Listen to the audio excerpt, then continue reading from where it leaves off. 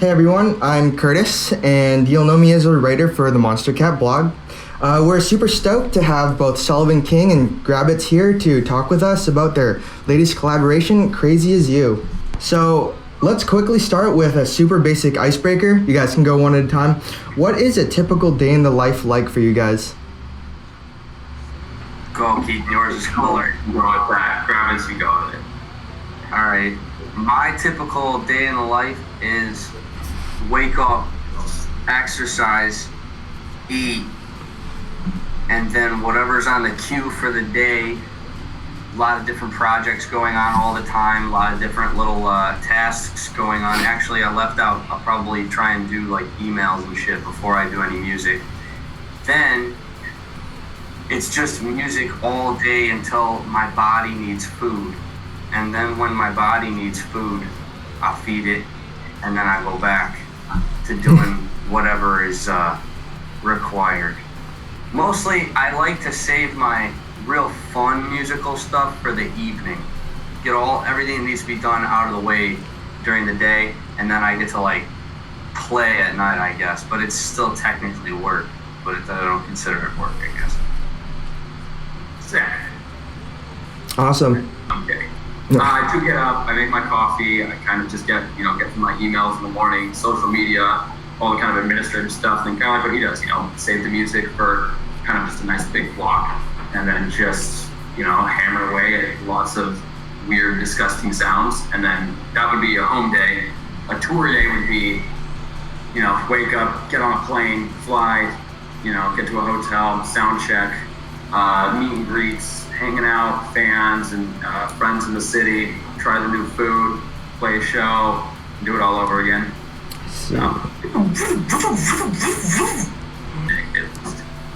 Oh yeah, we spent way too much time together, which is basically why Crazy As You even happened, because we just spend way too much time together, and we were just like, hey, we should stop dicking off, and we should actually make a song together. First question. What are some of the things that you like to do outside of the studio? I guess. I mean, I like to exercise, basically take care of my body. I like to cook. I like to eat. I just like a lot of food. So Italian. I like trying new restaurants and shit. We mess around, like we go and get like a cocktail and like some food and try out places. But what else do I like? I don't know. My whole life revolves around music basically, so there's not a lot of outside shit, honestly. I'm the same way. I'm like, I play guitar, wait, that's music. I'm like yeah, friends, just breaking up the work with seeing friends and shit. That's all it really is. Yeah, I'd say I try to, stuff I do, I love to cook, art, anything artistic or creative is really what I try to put my time into. It's kind of the same thing. I just moved to Miami last week, so I'm doing a lot of exploring. Like today went and found a really wicked guitar shop, and it was just oh my god, such a sick place. And then, getting trying new coffee at different places, just exploring. Oh, so you said that you just moved to Miami, right? Like, what's that been like? What triggered that? And did you move from LA? I was born and raised in LA, and after 24 years of just honestly, and it was more so when I started touring, traffic, the airport, the cost of living, everything. I was just like, this is stupid. I'm done. I hate it, and I hated the weather. And get far, so like Miami's about as far away as I can get in the States. But yeah, all my family is there. Miami was just kind of a new chapter, new place, place to write. Interesting, cool. That's what I get at. Okay. It's just fucking beautiful there. Yeah, I mean it's gorgeous. I mean for what I get, I'll walk you over, like if you can see it. Like, I moved across from the water here, so like waking up to this view as opposed to a parking lot in Los Angeles is just a total views everywhere. So, what you get in Miami, you get in Florida, and the people and the food and the culture is just 10 times out of LA. Oh, that's incredible. It looks super nice. It is. It's pretty dope. I'm stoked with it. Yeah, that's sick. Awesome. So next question, real quickly, will be, how did you guys first come up with your artist names, Sullivan, King, and Grabbitz? So Sullivan King. Sullivan is the last name of Jimmy the Rest Sullivan, drummer for Event Sevenfold, passed away in 2009, and King sounded cool.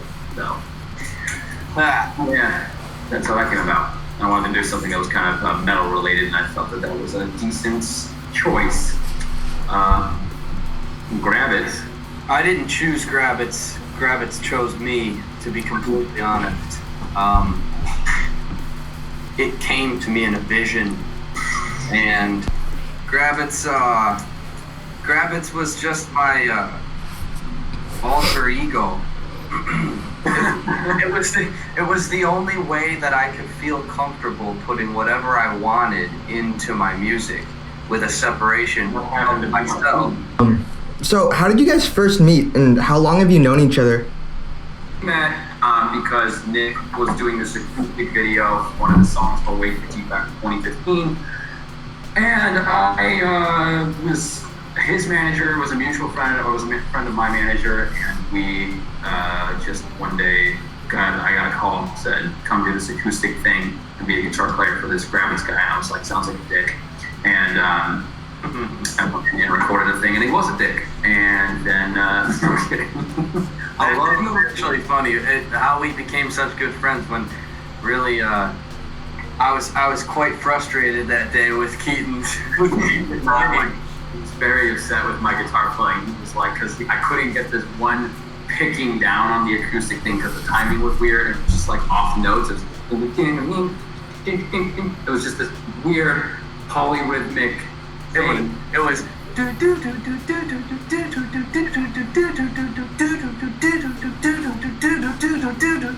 And so trying to get, and you were just like, and having been told what to do, and I just go in and on like the second take, Nick's in front of me, and he's like, he's like, all right, start off, and each drummer goes like this, we gotta fix the picture.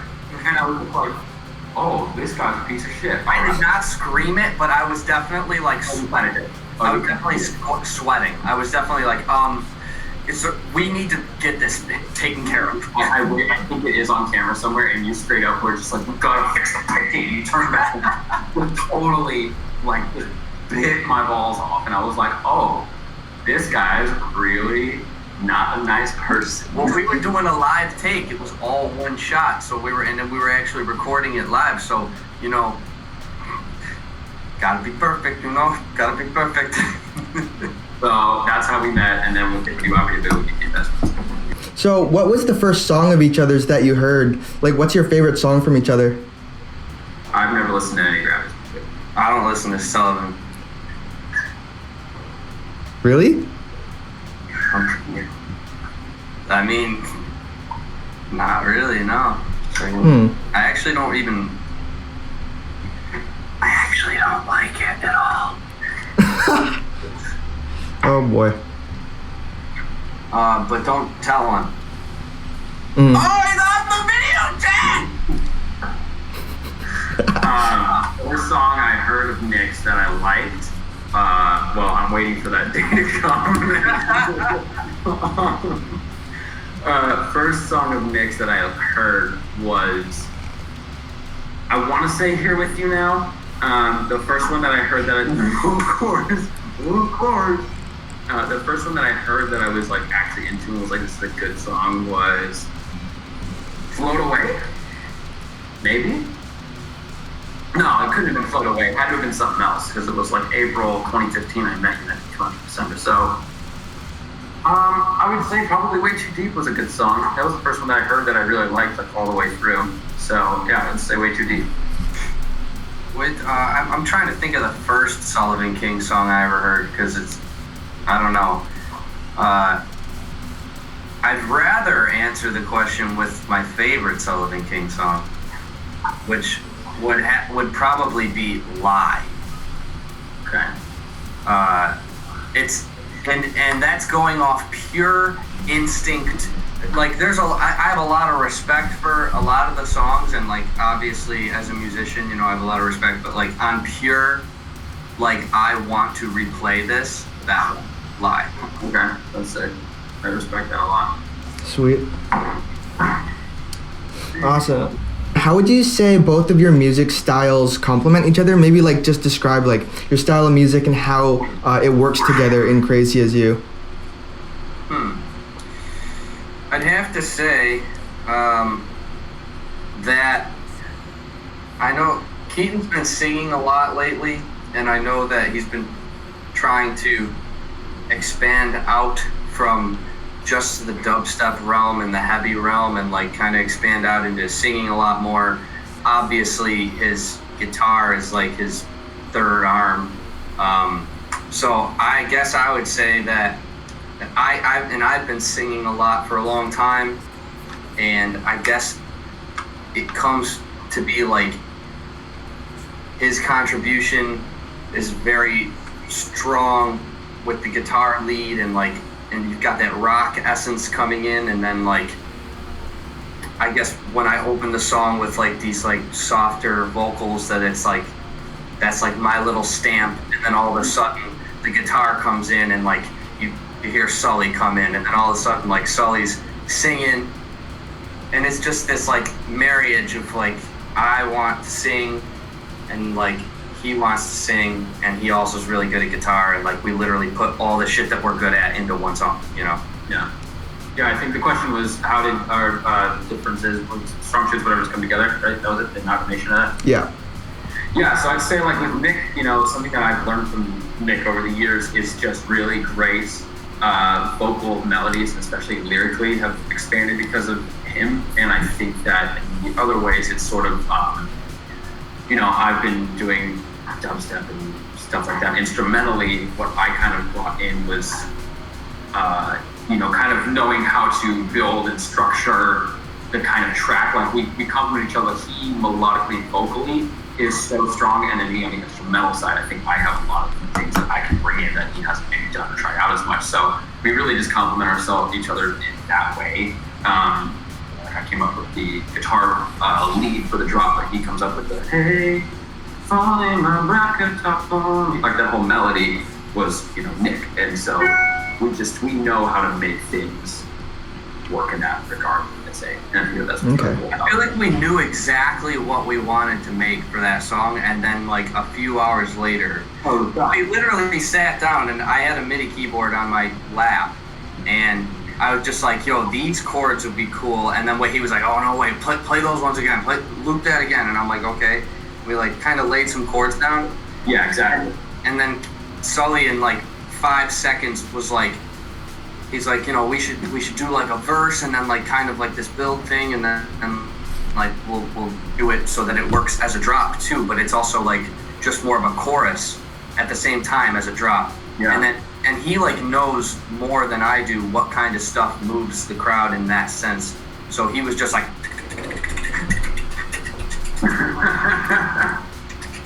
and then all of a sudden, you know, and then we were just jamming. It was actually really, really fun.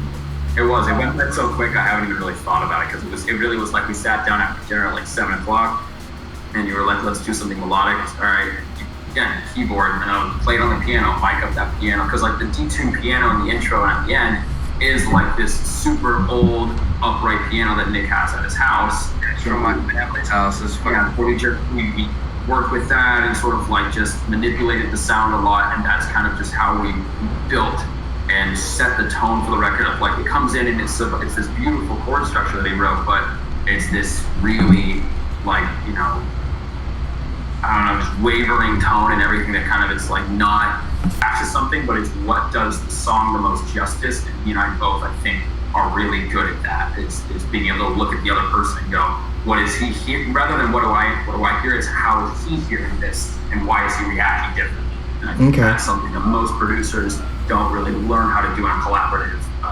space. Mainly for Sullivan, or for Sullivan King, what aspect of Grabbitz are you trying to bring out in the collaboration? Like, what was it about him that made him like a perfect fit for the song itself? I mean, I think it's just, you know, again with Nick's, you know, melodic, I don't want to say intellect, but just ability. Like, no, but like just, Nick has such an incredible way of structuring chords and making things interesting and just really wanting you to be a part of something that just doesn't sound like, okay, cool, here's what's been in every track for the last 40 years. And so, I think that for Crazy As You, that's why I love writing Nick, is that he can always bring something that makes you go, wait, what? Like, that's so something you just have not, that instantly catches your ear. And so I think that's what just made it really cool to work with him, and obviously get to write on top of what he, started. Thanks, Doc. Yeah, Doc. What was the most challenging thing about working together, and how did it help you grow as artists? I could take this one. Because we've worked together on a lot of stuff, actually, and there has been times when we've come to like major disagreements, and like we've actually like essentially fist fought before one time. But like it always helps you grow, because in the process you might lose sight that the goal is to make the best song, and it's not about what you think is best or what what you see. It's a collaborative effort, and every time I work together with anyone, let alone being able to work with Sully, is you learn to get better at that, and basically you grow as an artist because you learn everything from the guy that you're working with. Like, I've learned so much just sitting behind him while he's clicking, incessantly clicking. And what are you talking about? What? When you're just like, and I'm just like, oh, you put that kick drum there. Yeah, but then I download the knowledge and incorporate it. What was the question? Oh no, that's perfect. When did the initial idea for Crazy As You, when did it sort of begin? Like, when did you get that idea, and how did that all come about? Well, it was a gloomy day in Buffalo, New York on March 12th, and it was after dinner at 7:34 p.m. where Nick and I entered the studio. And the initial idea was basically just, it was just, it's funny because I want to say that it was something crazy. Nick just said, let's do something like a melodic dubstep thing. I like the stuff that you did, like Wake Up and some other things, so let's just do something. And I said, all right. And so I said, grab a keyboard, start going. We did that, hit record, put chords in. And the initial idea for that, just, we built everything. And, we got about half the song done. It's funny, Deadmau5 talks about this in a masterclass that he did, where it's just like, I can make like a 16-bar loop, and it's done. For me in my head, I know where all the rest of the pieces go and how a verse is going here. And so once we have that first drop with the guitar line on top of the chord, you just go, oh, okay, cool. That's the idea. It's all there. So that's basically what we started with. And then Nick was just like, all right, get the fuck out, and I'm going to do vocals, because he writes ideas usually on his own. So he started writing his verse and came up with this, you keep on trying, because maybe I'm crazy as you, and that whole thing. I went to go poop, and then I thought of my verse while I was pooping. I'm not gonna, sugarcoat it. So true. He came in and he goes, hey, how would you feel about me singing the second verse? And I'm like, all right, you got something written? And he's just like, yeah, I got the verse written. And I'm just like, oh, okay. He had just played down his. I came out and I was just refreshed, and just jumped on the mic and I did my verse in 30 minutes. And then from there, it's always just, you nitpick at that point. You just kind of say, all right, what if we just take a guitar out here? Okay, what if we just change this bell? And so, the initial idea is hour and a half, cool guitar line, cool little vocal line, and you're done. Then you just basically. That was some of the most streamlined writing ever. It was crazy. Yeah. We didn't have a whole lot of time. We had a couple days, and like but once you, there's a way to come up with ideas, and then there's a way where it's like, oh no, we just came up with an idea that is a song, and then it's like you work incessantly on it until it's done. Yeah. And that's all it was that. And so Crazy As You is a super quick thing, and then it's 2 days of mixing it down and yelling. Oh yeah, we spent a little time on the mix. That was good. Make this kick louder, swap that kick out, then make that one quieter. We hate this kick, do another one. So it's really 3 days of just kick drums. Okay. Yeah, it was pretty much just kick drums. We should have just named the song Kick Drum Crazy. We should have just named it what the kick was. It used to be Virtual Riot Kick Drum 7. Is that what you used? I have no idea, but probably. Yo, shout out Virtual Riot. Shout out Virtual Riot. Back to the questions. Yeah. So I'll just go off of what you guys said. Like it came together pretty quick, right? Like in like 2 days. How were you guys able to like fit everything into that short of like a time? Yeah, I mean, like I said, you know, I think that it's like writing doesn't have to take long. I think everyone thinks that like a great song, if this is considered a great song, I don't know if it might come out and be a piece of shit, but no, not really. It's gonna be a good song. Nah, it's bad. Most ideas, and I'd say the best ideas are the ones where you just, there's not a lot of consideration in it. It's just light and easy to just get into a room and go, all right, cool, melody, that's a melody, that works, move on, next thing. And you don't worry about, is this the best possible melody we can have right here? You just have this, and it's just as soon as you feel something that you go, I like it, you keep building on it, and it gets better, and it gets better, and you write a line that you think is cool, and then you get, you know, the mix right, and then you get, you know, when the drum hit is really impactful, and it's an easy thing. You can take as much time on the mix as you want. You know, that's not you know, anything that matters. It's the creative process that goes super quickly in my opinion. Okay. Interesting. So, okay. What's the message or theme that you want to convey through Crazy As You? Like, what's the main overall or underlying thing holding it together? I think just the word crazy. I think every once in a while, everybody has a little fit where they think they're fucking crazy for this reason or for that reason or whatever, or maybe I'm different, or maybe I'm mysterious, or maybe I'm not like everybody else, and then it's pretty much like the other character comes in. It's like Keaton comes in, or Sully comes in, fucking, I don't know what his name is, I think it's Patrick or something, but fucking Sully comes in and basically like says like, it's all good, I'm gonna keep trying to help you out, I'm gonna keep trying to get be your support because we're all crazy.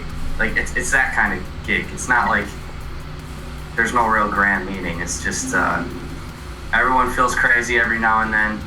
Yeah. And that's just part of it. It's just part of. It's also just something that when it comes to stuff like this, like it's, you know, you can make it whatever you want to make it. The story communicates to you however it communicates to you. I think that I just personally like, you know, I like the lyrics I put in like had an emotion for me, I'm sure, and you know, it's something. When I write, like half the songs that I've written, I don't remember what I was writing about because it's in the moment and it's okay, I'm just gonna do this, and I go line by line, and most of my stuff Nick's the same way, where we just kind of, you know, we freestyle our lyrics for the most part. You just go, oh, that's cool, that's rad, that makes sense, I like that, I remember this thing, boom, and then everything just gets thrown together. And sometimes you write a song and you don't know what the song's about. You know, you just kind of, you figure it out your own way. It's just something that's poetic and you get to find a meaning. That's kind of part of the game, and that's how I was with the lyrics. I wasn't really like, you know, okay, I'm crazy, and I, you know, if I'm this person who feels crazy because of this other person, whatever, it's just like, you know, the lines made sense and I kept it at that, you know? Okay. And sometimes even if one line comes from a certain place or a certain sentiment, and then a different line comes from a different sentiment, that even further contributes to the crazy idea. Right, yeah. And it's just like, hey, you know, I'm a mystery, why don't you solve me? Take a listen to the ground while I'm walking, pen and paper to write down your clues. It's fucking weird, man. It's just poetic, and you know, I like letting an audience just say, oh my god, like, because everybody feels it different. If I say this song is about this, then it's only going to be about that. Yeah, true. Someone might be like, oh, my dog died. Crazy As You reminds me of my dog. And if I say, well, it's not about a dog, then you ruin it for them. You know? Okay. Yeah. So leaving the door open. My dog. It was about Fido. It was about Fido, and Fido was crazy. Barked all the time. So it's sort of like leaving something open, like an open-endedness for others to realize it for themselves. Definitely. Yeah, Okay. that's been my motto through my whole lyric writing career, is just make it personal, but keep it broad enough to where it can be somebody else's personal. That's it. Interesting. Yeah. Okay. So, last few questions. What are some of the things that you did differently for this song, because it's a collab, versus songs that you do like individually?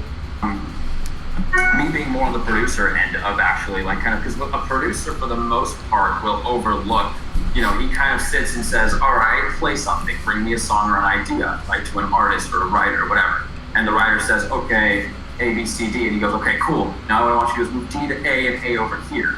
And, you know, it's the director of the room, you know. So I feel like with Nick, it was that when he said, I have this idea that we're going to have this live song. All right, cool. Grab that keyboard, do this. And you're helping direct it, which is when you're doing it personally, you know, you're playing all these different roles. You're playing, you know, mostly in electronic music, you might be playing the mixing engineer and the writer and the creator and the sound designer and the engineer. And you're doing all these things at once. And so it's nice to step out of that and kind of be each other's, you know, producer.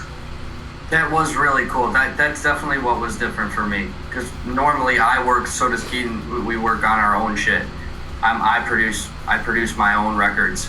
So sitting, just communicating the ideas rather than actually punching them in and doing the things was definitely a change, but it was really refreshing and cool to do. I see. Okay. So, using Crazy As You is kind of like a measuring stick. How does this latest track compare with the music you released when you were first starting out? Compared to the music when I was first starting out, well, this one doesn't sound like absolute shit in a garbage disposal. So, it's powerful. And I think that this song especially has just evolved in a way from what I used to do, which was, you know, when I first started out, it was, you know, let's say as doing the Sullivan King project, which was metal dubstep. You know, it was how do I make the heaviest, grimiest, grossest shit I possibly can, breakdowns and solos and screams, and you know, you kind of just you don't grow out of that, but you definitely just kind of go, you know, what would be the way to challenge myself, because I can do that well and I can scream. And Nick especially had gone, hey, if you're gonna sing this song, you need to get as soft as you possibly can, and you need to really like have as much, you know, warmth and tonality, which is something I don't do. And I think I even some of the bigger vocal songs I have, which was on Monstercat, Side of Your Soul, or like my Precision collab, you know, even with those, I'm still giving a lot of energy behind the performance. And Nick was like, you need to strip this back as much as you can and really just, you know, get more intimate with the lyrics and the vocals. And that's something that I just don't do. And this was the first time I actually did that. So I think that that's pretty much the best evolution that I've had in music that's coming out was this track. It changed songwriting for me forever. Okay. It was really cool actually, because a couple days prior to even coming up with the idea, we were recording one of his other songs, and he actually allowed me to be like the producer on his vocals. Yeah. And that was really fun because those vocals came out really, really good. And I think you tapped into a little bit of that more intimate, softer vocal, which I really enjoyed. And then that's what spawned me being like, bro, you need to do that again. Like, we need to do that again. And it's true. It was a very sort of like, you know, bring me to the horizon, almost like evolution of like, oh shit, I can do this now. All right, cool. And I think most metal artists also go through that, you know, have longevity is they learn to be more versatile vocally and all that. And I think that goes from any band, from me, Avenged Sevenfold to, you know, Metallica's of the world and all that. They learn to just, you know, widen their spectrum of what they're willing to do in the studio. And that's what definitely Crazy As You and just working with Nick in general has done. Awesome. Hey, turn off your notification noises. We get it. You get a lot of emails and you get a lot of texts. You know what? I'm just gonna text. Is it coming from the computer that you're on right now? Yes. Oh, no shit. That's why it's deafening. That's probably why it's deafening. You're just like, yeah, and then we were working on a pain. Curtis left! Curtis left!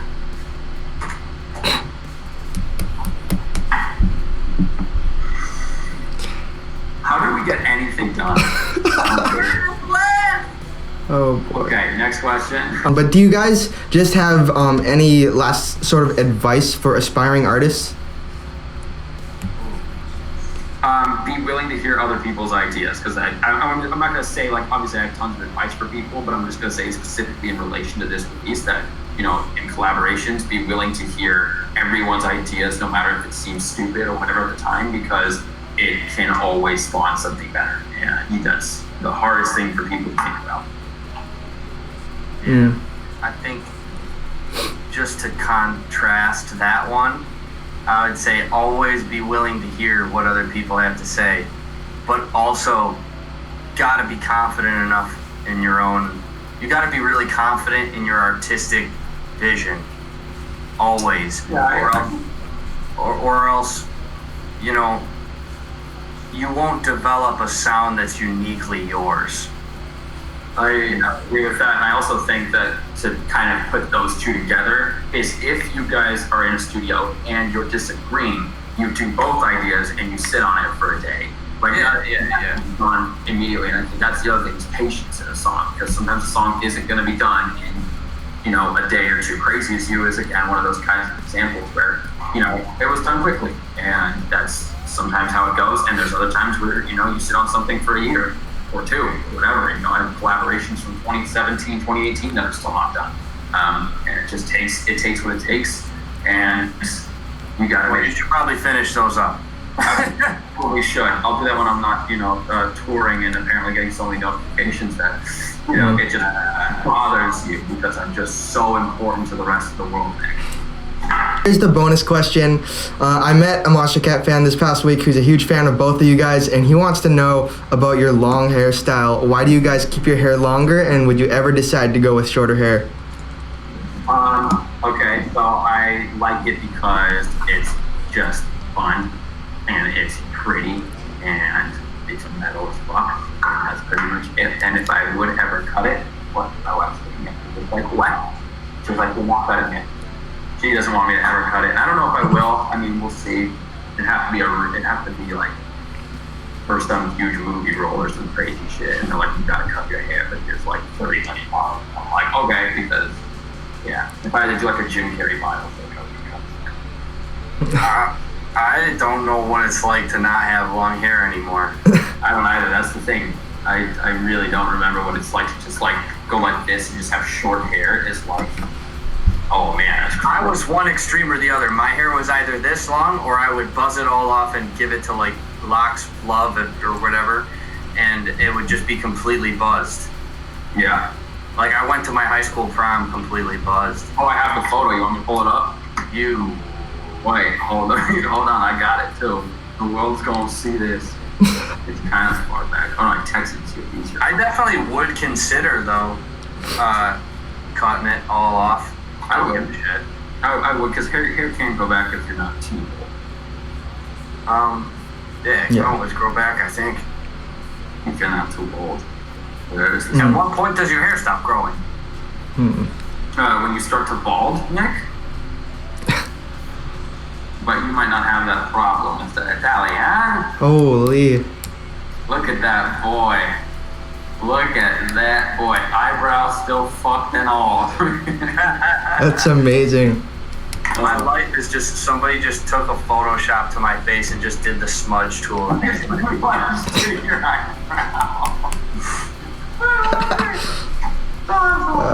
Curtis, thank you so much. Yeah. Oh, that's it. Thank you so much for your time, guys. It's been great. This has been the most fun I've had in an interview in so long. So awesome, it's awesome. Cool, man. Thanks, Curtis. You're the fucking man, dude. That's it, man. Awesome. Night.